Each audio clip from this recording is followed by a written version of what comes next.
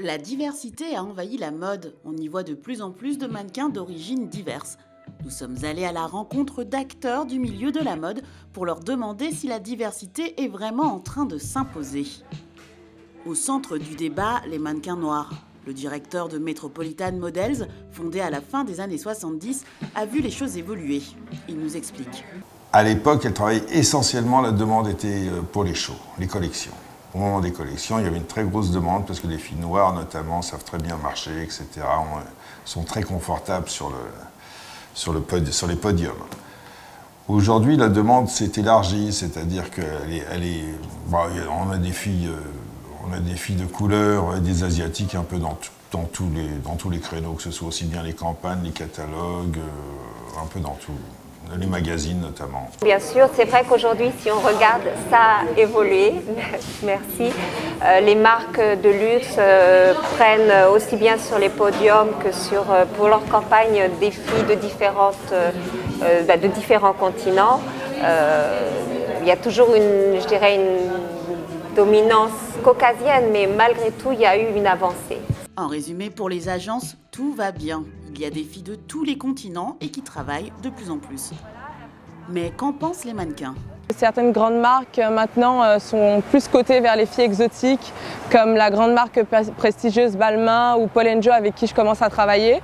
Et ouais, c'est vrai, il y a cette vérité-là, c'est cette vérité où les filles de couleur un peu plus claire travaillent plus que les filles de couleur un peu plus mat.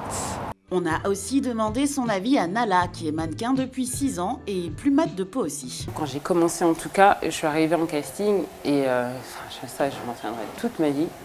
Et le directeur du casting m'a dit on a déjà notre quota d'africaines.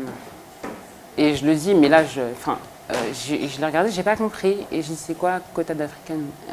C'est vrai cette histoire de quota? Il n'y a pas de quota, c'est pas vrai, il n'y a pas de quota, mais comme je vous le disais, dans les magazines, dans les publicités, ils ne prennent pas beaucoup asiatiques ou africaines ou même indiennes. Donc si on a 20 mannequins, on ne va pas travailler parce que c'est la loi du marché. Je ne sais pas d'où ça vient cette idée que, genre, par exemple, je vais dire, en Afrique, on n'a pas de pouvoir d'achat qu'une asiatique ou machin. Nous aussi, on aime bien les Chanel et machin. Nous aussi, on a rêvé sur ça. Pourquoi pas faire rêver aussi ces populations-là? Je ne comprends pas. Moi, je suis chez moi ici, j'arrive pas à bosser. C'est ce que j'arrive pas à comprendre. Et peut-être que oui, les personnes assez aisées n'arrivent pas à se retrouver en moi, ce que je peux comprendre parce que je suis différente. Mais en même temps, je sais pas, je suis là pour véhiculer quelque chose, je suis là pour leur montrer que c'est possible aussi. Choisis Ah non, on connaît déjà les piercings, on n'a pas besoin de photos et c'est passé pour Charles. Paradoxalement, quand la diversité reste invisible, c'est parce qu'elle coûte trop cher. Francis Cotera, le créateur de Nice Near, en a fait les frais. Et quand les mannequins noirs ou asiatiques, elles vont arriver dans le marché, ce sont déjà des filles célèbres. Parce qu'elles ont réussi dans leur pays, elles ont voyagé beaucoup et enfin elles sont arrivées à Paris avec un statut du mannequin qui est au top. Et la plupart des créateurs, forcément, n'ont pas d'argent pour leur payer. Donc la barrière, elle est plutôt du côté d'agence. Je me suis confronté à ça pour mes 2 dernières défilés. Je voulais énormément de mannequins asiatiques et noirs. J'ai fini avec 2-3 parce que c'était les filles que je pouvais payer, malheureusement.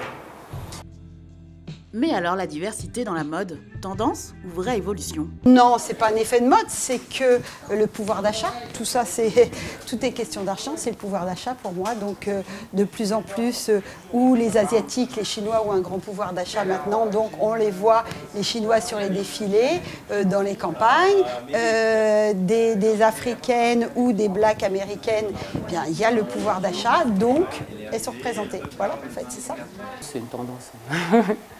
Je ne sais pas si je suis pessimiste, mais je pense que c'est une tendance et tant mieux. Enfin, après, ce que j'espère, c'est que ça va ouvrir les yeux de beaucoup de personnes, que ce soit les bookers ou les clients.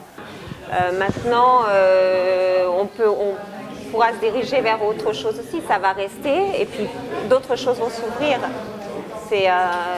Ça évolue constamment. Et je pense que c'est une saison qui va prendre une tournée importante dans ce sens-là, justement parce que il y en a des marques qui auparavant, comme Vêtements, comme Gaucha, ont ouvert la porte du street casting avec des gens extrêmement cool et différentes.